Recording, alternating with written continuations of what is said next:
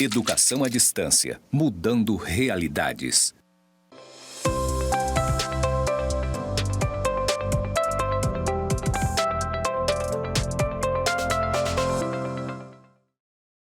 Saudações, pessoas! Sejam bem-vindos aos cursos do Instituto Federal de Educação, Ciência e Tecnologia de Rondônia, o IFRO, Campus Porto Velho, Zona Norte. Você está na pós-graduação em Educação Básica, isso na Pós-Edubas.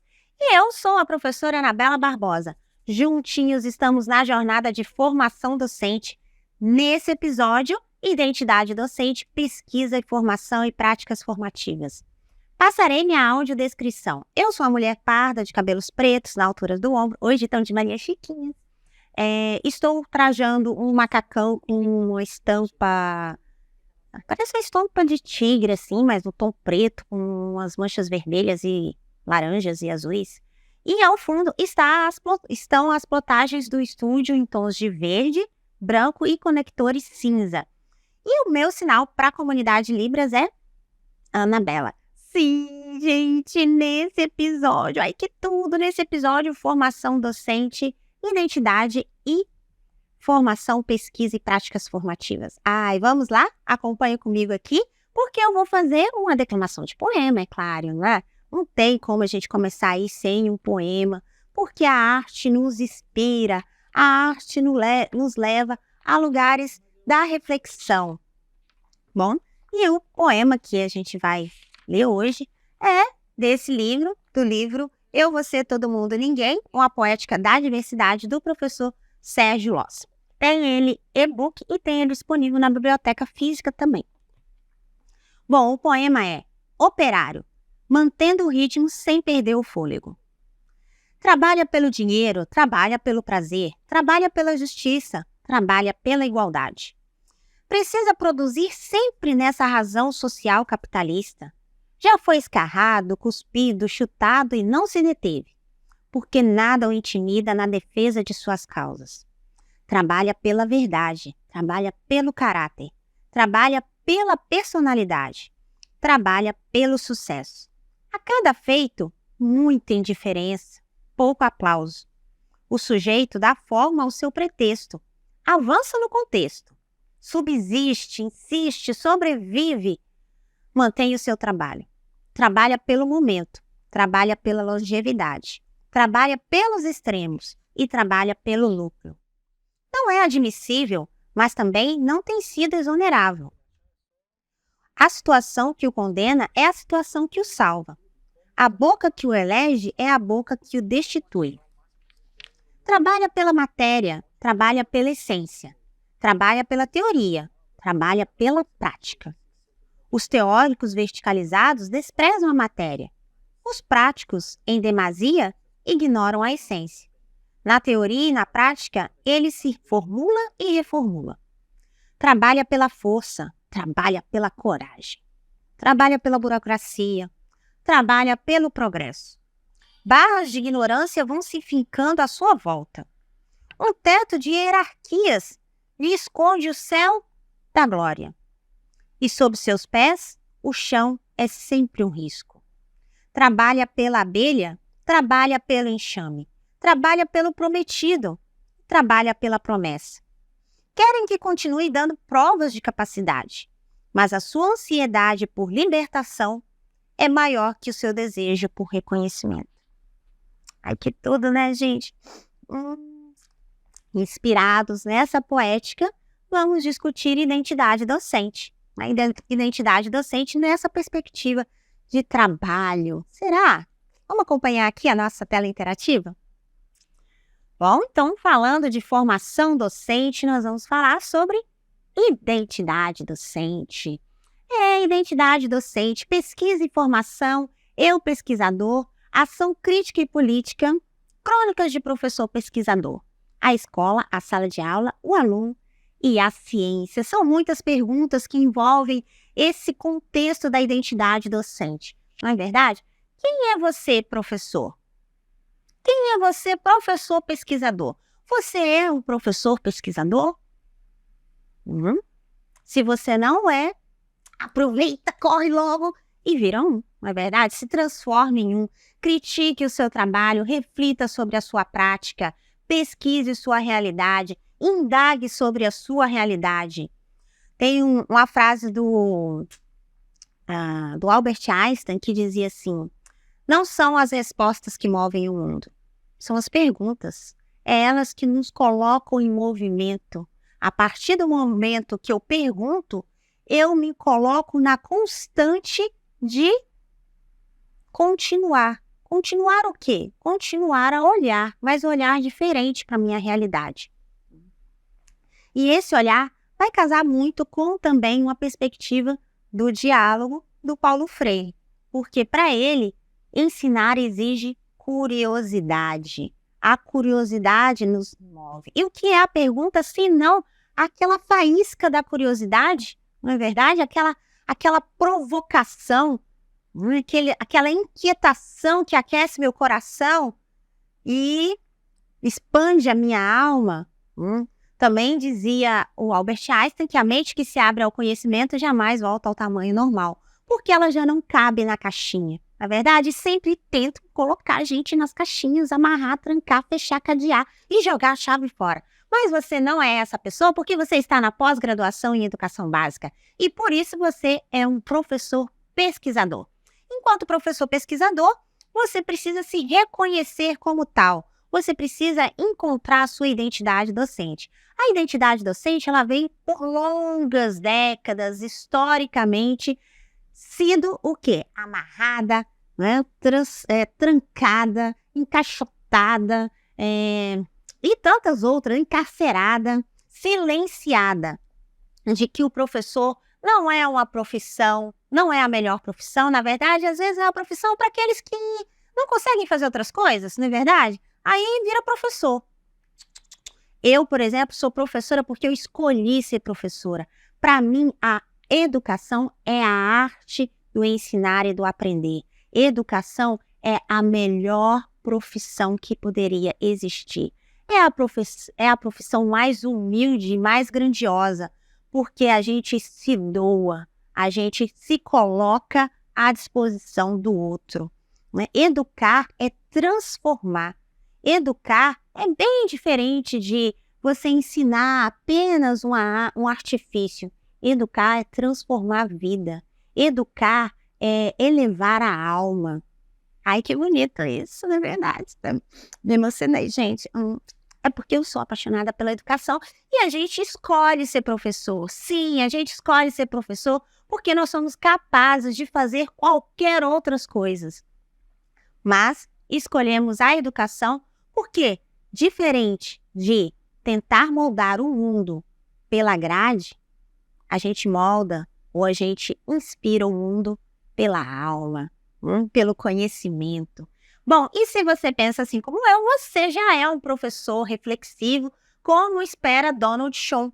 E você também já é um professor reflexivo, como espera o Henri Giraud. Todos esses livros estão na biblioteca virtual e você pode acessar e fazer a leitura conforme indicado no nosso ambiente virtual de aprendizagem.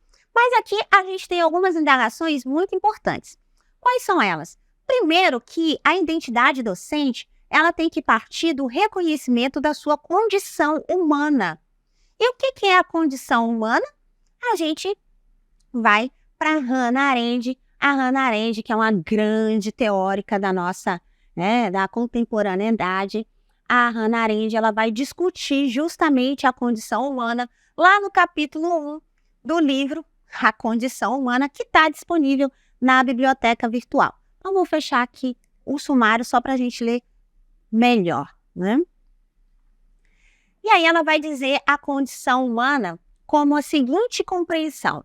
A pluralidade é a condição da ação humana, porque somos todos iguais, isto é, humanos, de um modo tal que ninguém jamais é igual a qualquer outro que vive, que viveu ou que viverá.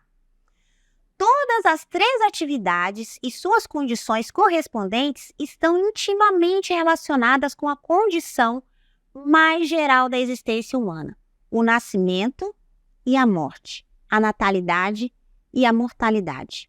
O trabalho, assegura não apenas a sobrevivência do indivíduo, mas a vida da espécie, a obra e seu produto. O artefato humano confere uma medida de permanência e durabilidade à futilidade da vida mortal e ao caráter efêmero do tempo humano. A ação, na medida em que se empenha em fundar e preservar corpos políticos, cria a condição para a lembrança, remembrance, ou seja, para a história. O trabalho e a obra, bem como a ação, estão também enraizados na natalidade, na medida em que tem a tarefa de promover e preservar o mundo para o constante influxo de recém-chegados que nascem no mundo como estranhos, além de prevê-los e levá-los em conta. Entretanto, das 3 atividades, a ação tem a relação mais estreita com a condição humana da natalidade. O novo começo inerente ao nascimento pode fazer-se sentir no mundo somente porque o recém-chegado possui a capacidade de iniciar algo novo, isto é, de agir. Nesse sentido de iniciativa, a todas as atividades humanas é inerente um elemento de ação e, portanto, de natalidade.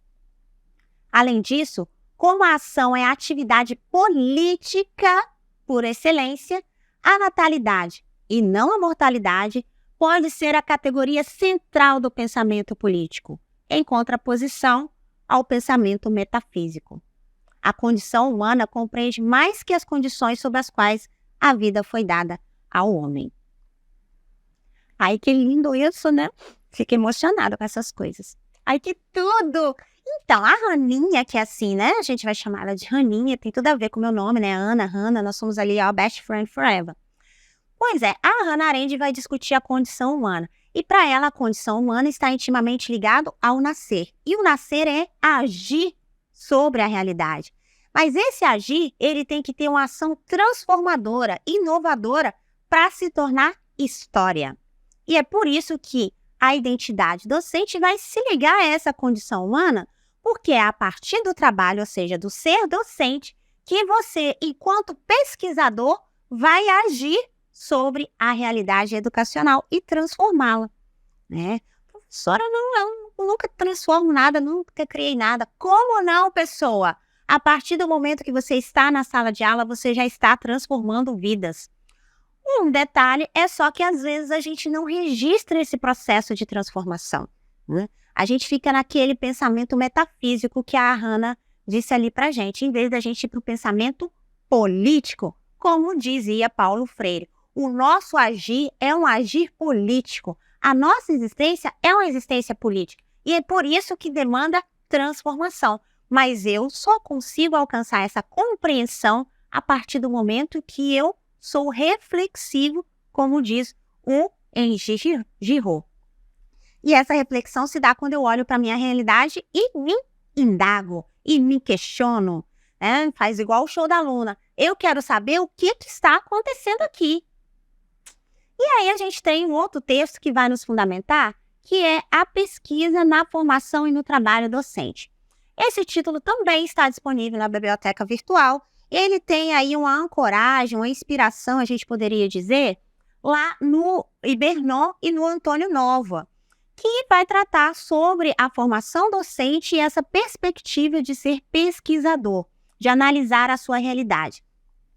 O título, aqui para a gente, né? Os títulos que nós chamamos a atenção são o capítulo 1, que é a pesquisa dos educadores como estratégia para a construção de modelos críticos de formação docente.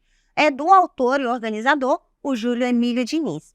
O que ele vai discutir nesse elemento? Ele vai discutir nesse capítulo 1 que é necessário que o professor, né, ele organize, realize, discuta a sua realidade, enquanto pesquisador questione essa realidade para ele, no seu coletivo, construir modelos teóricos de formação, práticas formativas. Então, aqui não é apenas um modelo teórico, mas sim práticas formativas para a formação docente. Como serão essas práticas?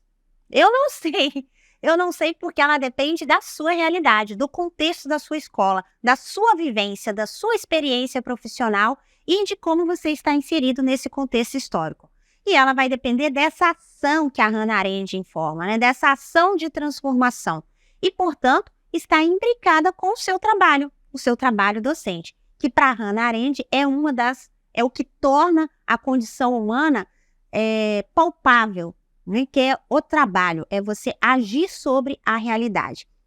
Então, nesse capítulo 1, que a gente recomenda a sua leitura na íntegra, pelo menos o capítulo 1, o Júlio vai discutir esses elementos, que é necessário você estar na realidade, pesquisar a realidade, para aí propor práticas formativas, e não modelos teóricos de formação docente, mas práticas formativas baseadas na realidade, com o intuito de transformar a sua própria realidade, naquele tripé que a academia exalta de ensino, pesquisa e extensão. Ensino, porque à medida que você é docente, né, que você atua no trabalho da docência, da regência da sala de aula, da coordenação pedagógica, da gestão escolar.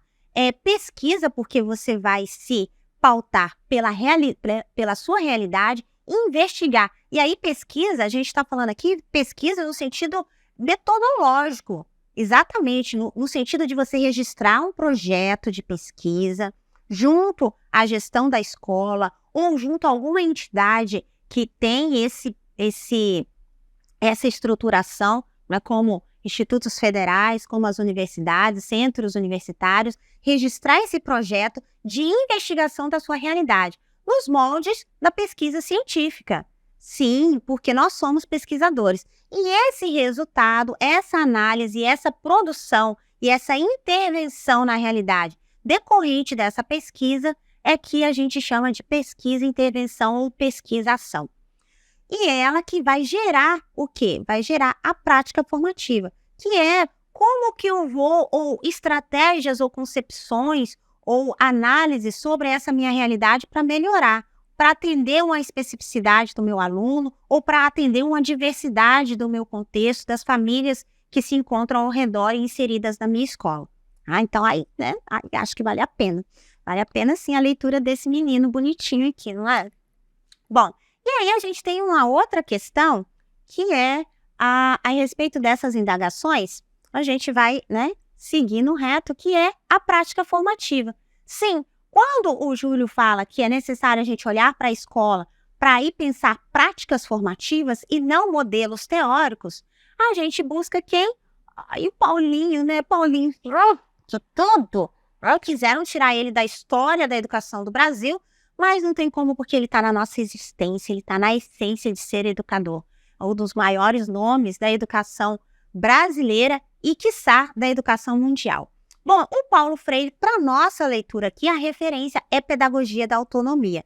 Ele tem outros títulos, evidentemente, Pedagogia da Esperança, Pedagogia do Oprimido, que inclusive o tornou notório no exterior, A Sombra da Mangueira, inúmeros títulos, né? Um rol que a gente tem que ler todos, né? Espero que um dia vocês consigam ler todos. Mas vamos lá.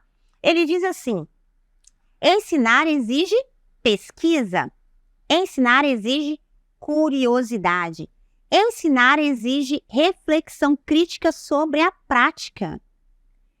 Ensinar exige consciência do inacabamento. Ensinar exige investigação do cotidiano escolar.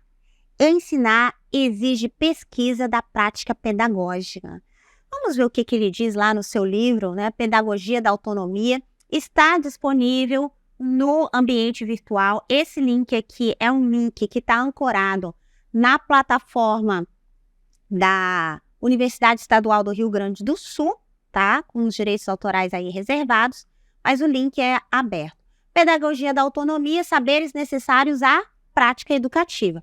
Nesse título, que é um dos últimos títulos dele, é justamente o que ele fala que a sua vivência, os seus relatos é onde eles estão mais condensados.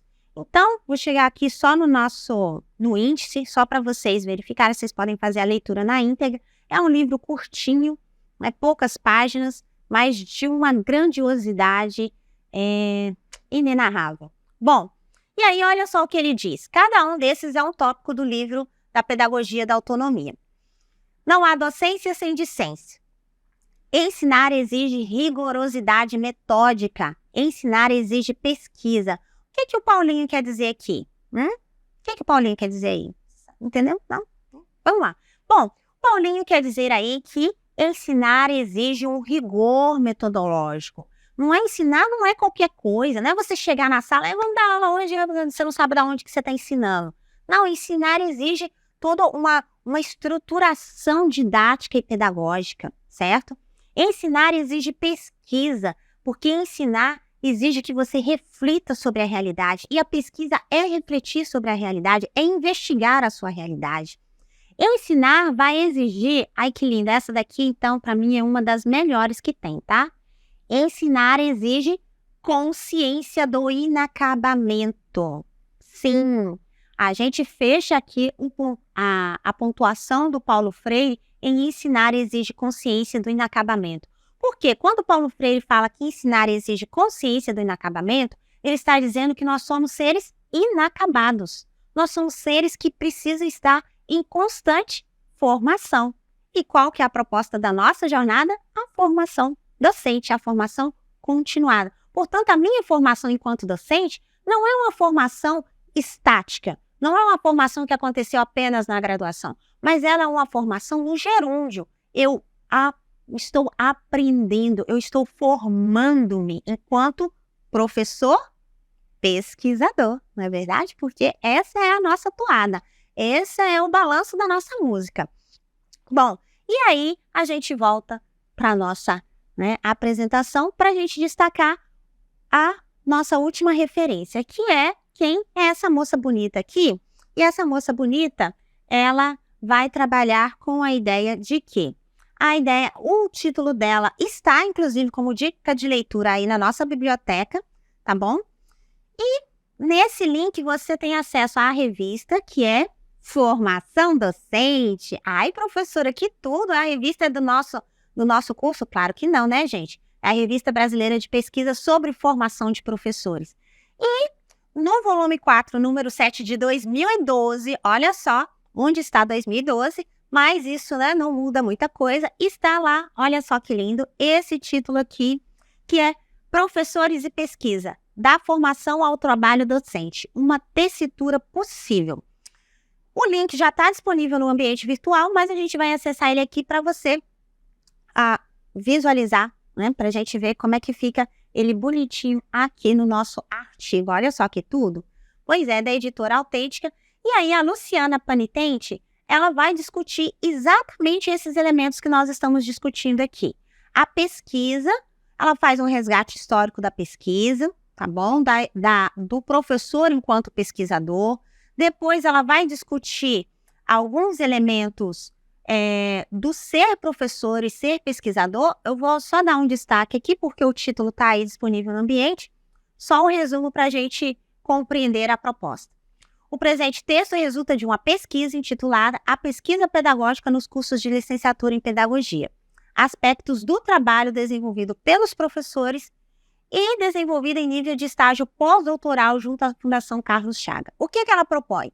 Ela propõe uma reflexão a respeito do conceito de pesquisa que busca definir e explicitar suas características específicas e trazer algumas diferenças que marcam a pesquisa acadêmica, a pesquisa escolar e a pesquisa pedagógica, apontando esta última como relevante no processo formativo do professor. Então, tudo a ver com o que a gente está falando por aí, não é verdade? Então, é assim que a gente encerra esse episódio de identidade docente para práticas formativas. Portanto, eu preciso me reconhecer ou me construir como professor pesquisador para que as práticas formativas venham da minha realidade, atendendo à minha necessidade histórica enquanto sujeito, enquanto condição humana para se realizar por meio do trabalho docente. Ficou curioso? Curiose-se! Acesse o nosso ambiente virtual, as nossas plataformas indicadas e as leituras sugeridas. Até a próxima! Bonanças!